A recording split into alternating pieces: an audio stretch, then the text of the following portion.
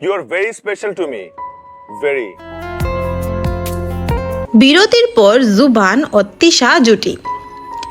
জুবান ও তানজিন তিশাকে একসঙ্গে অনেক নাটকেই দেখা গেছে একসময়। ছোট পর্দার জনপ্রিয় এই জুটির নাটকের বেশ চাহিদা ছিল, কিন্তু বছর 2 আগেই হঠাৎই জুটিটা ভেঙে যায়।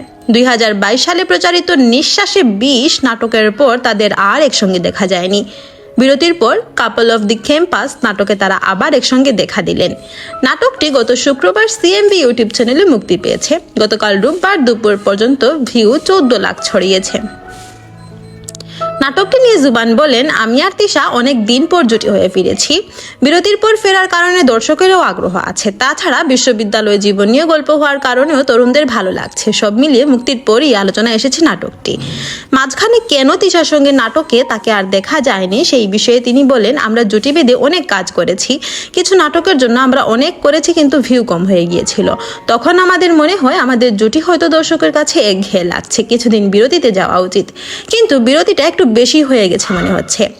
এই অভিনেতা আরও জানান, এখন থেকে তারা নিয়মিত একসঙ্গে কাজ করবেন। কাপল অফ দি ক্যাম্পাস পরিচালনা করেছেন ইমরোজ শাওন।